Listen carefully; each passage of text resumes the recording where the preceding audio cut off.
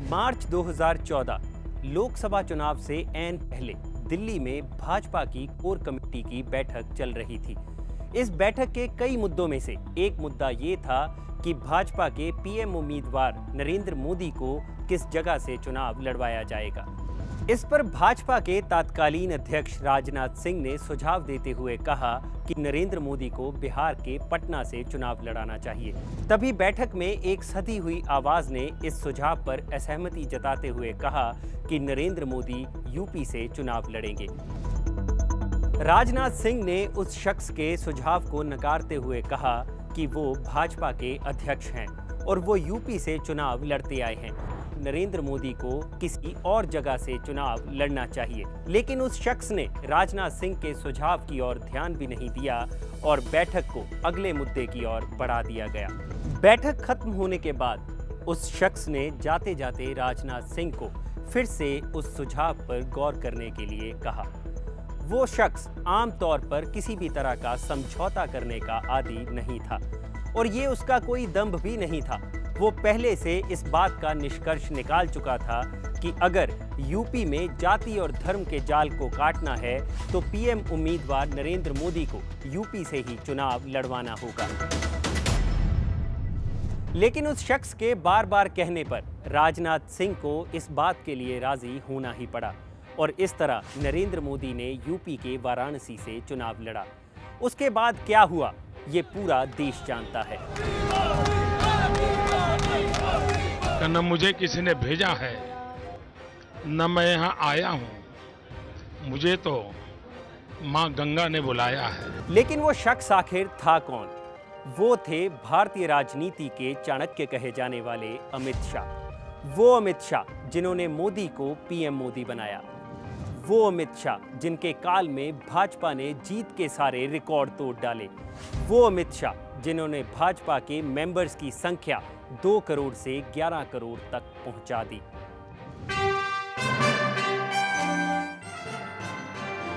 दस करोड़ 43 लाख मतलब इतने सदस्य अब तक बन चुके हैं। लेकिन अमित शाह आखिर अमित शाह बने कैसे? नमस्कार, मैं हूं भूपेंद्र सोनी और आज हम किस्सा आज तक पर आपको सुनाएंगे किस्सा अमित शाह का। 22 अक्टूबर 1964 को मुंबई में एक गुजराती कारोबारी अनिल चंद्र शाह के घर जन्मे अमित शाह ने अपनी जिंदगी के पहले 16 बरस गुजरात में अपने पैतृक गांव मानसा में ही बिताए। मानसा में ही उन्होंने अपनी शुरुआती पढ़ाई भी की। मानसा के आरबीएलडी स्कूल में उनके साथ पढ़ने वाले उनके सहपाठी सुधीर बताते हैं कि अमित शाह ने 7वीं कक्षा में पहली बार मॉनिटर का चुनाव लड़ा था, जिसमें उन्हें 50 बच्चों में से 75% वोट मिले थे। ये अमित शाह के जीवन का सबसे पहला चुनाव था। उनके एक और सहपाठी बताते हैं कि अमित शाह में गजब की प्रतिभा थी। वो एक जादूगर की तरह किसी के भी गुणों को पहचान लेते थे और वो जिस भी लक्ष्य को प्राप्त करने की एक बार ठान लेते थे उसे प्राप्त करके ही रहते थे। खैर 16 साल की उम्र में अमित शाह मानसा से अहमदाबाद आ गए, जहां उन्होंने आरएसएस ज्वाइन कर ली और आरएसएस की ही एक इकाई एबीवीपी यानी अखिल भारतीय विद्यार्थी परिषद के साथ जुड़कर काम करना शुरू कर दिया। और महज 2 साल में ही अमित शाह को एबीवीपी की गुजरात इकाई का संयुक्त सचिव बना दिया गया। 1980 का दशक शाह की जिंदगी के लिए काफी मायने रखता है। यही वो दशक था जिसमें शाह ने अपनी धार्मिक और राजनीतिक जमीन तैयार करनी शुरू की थी। आरएसएस के साथ साथ उस वक्त शाह का झुकाव एक संत की तरफ भी था, जिनका नाम था स्वामी वामदेव। पश्चिमी यूपी के रहने वाले वामदेव दशनामी परंपरा के संत थे। वामदेव उन 5 महंतों में से एक थे जिन्होंने अयोध्या में राम मंदिर के लिए सबसे पहले मुहिम छेड़ी थी। अमित शाह ने वामदेव से ही हिंदुत्व के सारे गुण सीखे हैं। वामदेव के ही कहने पर अमित शाह ने पहली बार साल 1986 में हरिद्वार में हुए कुंभ में हिस्सा लिया था।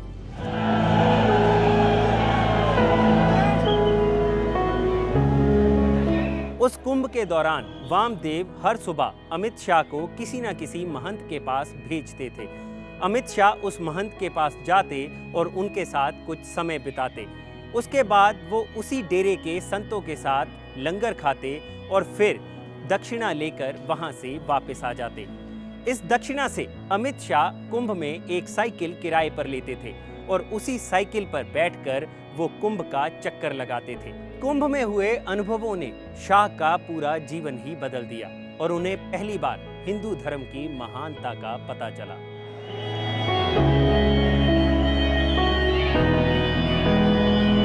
नरेंद्र मोदी और अमित शाह की पहली मुलाकात अहमदाबाद में संघ की शाखा के दौरान हुई। वो था साल 1980।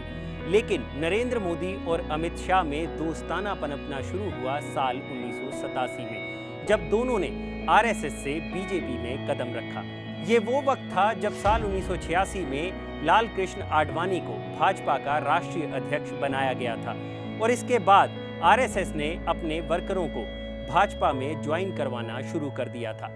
नरेंद्र मोदी और अमित शाह में एक समानता थी, वो दोनों लीग से हटकर सोचते थे और यही बात उन्हें बाकी आरएसएस वर्करों से अलग करती थी। शाह को पहला ब्रेक थ्रू मिला साल 1991 में, जब उन्हें गांधीनगर से चुनाव लड़ रहे लाल कृष्ण आडवाणी की कैंपेन का जिम्मा सौंपा गया। उस वक्त तक अमित शाह और नरेंद्र मोदी में गहरा दोस्ताना हो चुका था और अब तो लाल कृष्ण आडवाणी का हाथ भी उनके सर पर था। साल 1995 में भाजपा ने जब पहली बार गुजरात में सरकार बनाई, उसमें भी नरेंद्र मोदी और अमित शाह ने अहम भूमिका निभाई थी।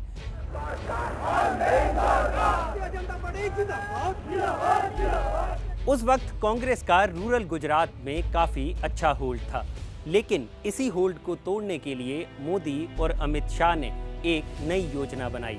उन्होंने हर गांव में मुखिया के बाद दूसरे नंबर का प्रभाव रखने वाले इंसानों को जोड़ना शुरू कर दिया। ऐसे में इन दोनों ने 8000 के करीब ऐसे लोगों का नेटवर्क तैयार किया जो गुजरात के गांवों में मुखिया का चुनाव हार चुके थे। उनकी इसी स्ट्रेटजी ने गुजरात में पहली बार भाजपा को सत्ता में बैठा दिया।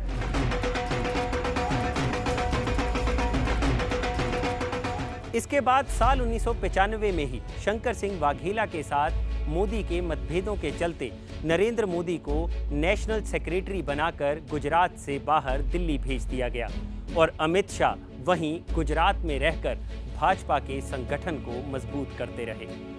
अमित शाह ने सक्रिय राजनीति में कदम रखा साल 1997 में, जब उन्होंने गुजरात की सरखेज सीट से अपना पहला विधानसभा चुनाव लड़ा।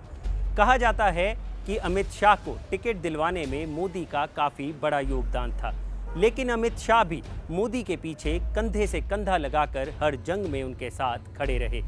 साल 1998 में जब केशुभाई पटेल दोबारा गुजरात के मुख्यमंत्री बने और उन्होंने मोदी से कन्नी काटनी शुरू कर दी, तब भी अमित शाह अकेले ऐसे नेता थे जो नरेंद्र मोदी के पीछे इस जंग में चट्टान बनकर खड़े रहे। वो अकेले ही मोदी के लिए गुजरात में सकारात्मक माहौल तैयार करते रहे, जिसके चलते साल 2001 में नरेंद्र दामोदर दास मोदी पहली बार गुजरात के मुख्यमंत्री बने।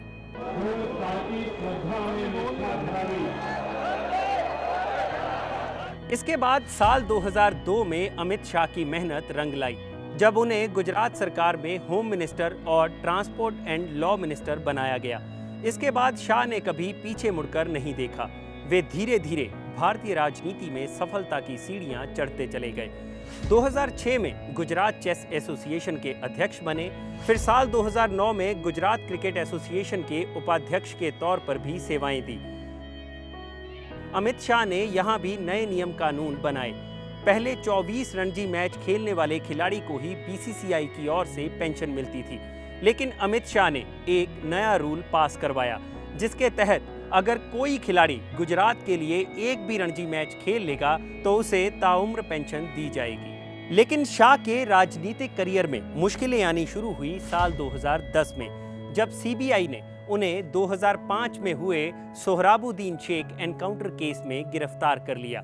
उस वक्त अमित शाह को 3 महीने तक जेल में रहना पड़ा था और जब उन्हें जमानत मिली तो इस शर्त पर कि वो 2 साल तक गुजरात नहीं जा सकते।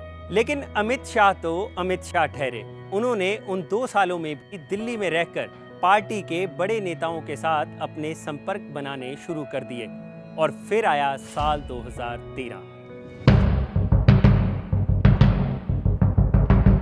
2014 में लोकसभा चुनाव थे और पिछली बार के 2 लोकसभा चुनावों में करारी हार के बाद भाजपा इस बार कोई मौका हाथ से गंवाना नहीं चाहती थी और अमित शाह ये अच्छे से जानते थे कि पार्टी के पास नरेंद्र मोदी की मजबूत छवि जैसा और कोई नेता नहीं है। इंडिया टुडे के मैनेजिंग एडिटर राहुल कंवल बताते हैं कि 2013 में जब मोदी को बीजेपी की इलेक्शन कैंपेन कमेटी का चेयरमैन चुना गया, उस दिन उनकी मुलाकात गोवा में अमित शाह से हुई। तब शाह ने उनसे कहा कि हमारा नेशनल प्लान तैयार है और हम इसी दिन का इंतजार कर रहे थे। शाह ने 2014 के लोकसभा चुनाव में पार्टी महासचिव के तौर पर काम किया और उन्होंने उत्तर प्रदेश में वो कर दिखाया जो किसी ने सपने में भी नहीं सोचा था। उस चुनाव में यूपी ने भाजपा की झोली में 80 में से 73 लोकसभा सीटें डाल दी। 80 में से 73 सीटों पर हमने लीड बनाई है, जिसके चलते 2014 के लोकसभा चुनाव में भाजपा अकेले अपने दम पर 282 सीटें जीतने में कामयाब रही और नरेंद्र मोदी ने देश के 15वें प्रधानमंत्री के तौर पर शपथ ली। मैं नरेंद्र दामोदर दास मोदी ईश्वर की शपथ लेता हूं। असल में शाह ने 2014 के चुनाव में टेक्नोलॉजी का भरपूर प्रयोग किया। उन्होंने सोशल मीडिया पर वोटरों को पकड़ने के लिए लखनऊ कार्यालय की काया ही पलट दी। शाह ने एक आईटी सेल का गठन किया और बीजेपी के इस वॉर रूम में एक कॉल सेंटर भी बनाया गया, जिससे पार्टी के कार्यकर्ता मिस्ड कॉल देकर कार्यक्रमों की जानकारी लेते थे और इस सेंटर के जरिए भाजपा ने 20,000 से अधिक नए कार्यकर्ताओं को भी जोड़ लिया। इस वॉर रूम को चलाने में मदद करने के लिए आरएसएस से आने वाले सुनील बंसल ने बताया कि अमित शाह ने साफ कह दिया था कि पार्टी वर्करों को अपनी बात सुनाने के लिए घंटों नेताओं का इंतजार ना करना पड़े। इसके लिए बूथ लेवल पर कार्यकर्ताओं को फोन दिए गए, जिनसे रोज शाम को रिपोर्ट लेकर बंसल को दी जाती थी और आगे बंसल वो रिपोर्ट अमित शाह को रोजाना देते थे। इसके जरिए ही कार्यकर्ताओं को चौकस रखने में मदद मिली, जिससे भाजपा ने यूपी के आम वोटरों तक अपनी पहुंच बना ली।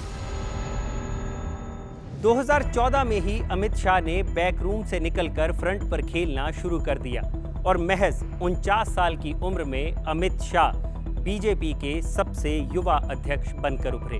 शाह के बीजेपी अध्यक्ष बनने के साथ ही आरएसएस के काडर की बीजेपी में एंट्री होनी शुरू हो गई, फिर चाहे वो आरएसएस के कृष्ण गोपाल हों या फिर राम माधव। अमित शाह ने इस बात को सुनिश्चित किया है कि भाजपा और संघ में तालमेल बना रहे। शाह ने 2014 के बाद इस बात को सुनिश्चित करने की कोशिश की कि पार्टी में ज्यादा उम्र के नेताओं को धीरे धीरे रिटायरमेंट दी जाए और नई युवा ड्रीम टीम तैयार की जाए। शाह कड़े फैसले लेने से कभी पीछे नहीं हटते, जिसकी पहली मिसाल देखने को मिली साल 2014 में हुए हरियाणा और महाराष्ट्र विधानसभा चुनावों में, जहां शाह ने भाजपा को क्षेत्रीय पार्टियों महाराष्ट्र में शिवसेना और हरियाणा में हरियाणा जनहित कांग्रेस से अलग होकर चुनाव लड़ने का फैसला लिया और दोनों राज्यों में पहली बार बीजेपी की सरकार बनी। इसके बाद अमित शाह और मोदी की जोड़ी का करिश्मा बादस्तूर जारी रहा। उधर साल 2016 में अमित शाह को सोहराबुद्दीन एनकाउंटर केस में सुप्रीम कोर्ट से क्लीन चिट भी मिल गई। साल 2017 में अमित शाह को यूपी विधानसभा चुनाव की कमान भी सौंपी गई और रिजल्ट तो जैसे पहले से ही हर कोई जानता था। मोदी जी को हम मोदी जी को लाने वाले हैं। भाजपा ने उस चुनाव में 403 में से 312 सीटें हासिल की और यूपी में अपनी सरकार बनाई। अमित शाह के नेतृत्व में भाजपा धीरे धीरे एक एक किला जीतती चली गई और अमित शाह के ही काल में भाजपा और उसके सहयोगियों ने 21 राज्यों में अपनी सरकार बनाई। ये करिश्मा भाजपा ने इससे पहले कभी नहीं किया था। इस बार जब 2019 के लोकसभा चुनावों में शाह ने भाजपा के लिए अब की बार 300 पार का नारा दिया तो ज्यादातर लोगों ने इसे चुनावी जुमला ही समझा, लेकिन अमित शाह ने इन चुनावों में भी ऐसी रणनीति तैयार की कि उन्होंने पूरे देश में कांग्रेस और यूपी में महागठबंधन की हवा निकाल दी। और जब 2019 के लोकसभा चुनावों का नतीजा सामने आया तो भाजपा ने 303 सीटें जीतकर इतिहास रच दिया। और इस तरह अमित शाह का अब की बार 300 पार का नारा भी साकार हो गया। अमित शाह चुनावी मैदान में भी इस कदर खेलते हैं कि उनके विरोधी भी उनकी सराहना किए बिना नहीं रह पाते।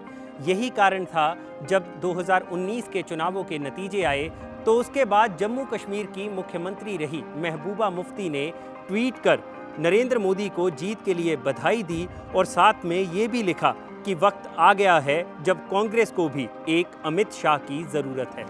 नरेंद्र मोदी के लिए जीत का हर रास्ता खोलने वाले अमित शाह उनके साथ अपने रिश्ते को काफ़ी सरल और व्यवहारिक रखते हैं। यही कारण है कि जब अमित शाह से उनके और नरेंद्र मोदी के रिश्ते को लेकर पूछा गया तो उनका जवाब था कि अगर मैं नरेंद्र मोदी का हर काम करने में सक्षम हूं तो मैं उनका बेस्ट मैन हूं, और अगर कोई मुझसे भी अच्छी तरह से उनका काम करने में सक्षम है तो वो उनका बेस्ट मैन है। इसमें कुछ भी पर्सनल नहीं है। अगर आपको हमारा ये किस्सा पसंद आया तो इसे लाइक, शेयर और कमेंट करना मत भूलिएगा। और YouTube पर सर्च कीजिए किस्सा आज तक और देखिए हमारे ऐसे ही और रोचक किस्से।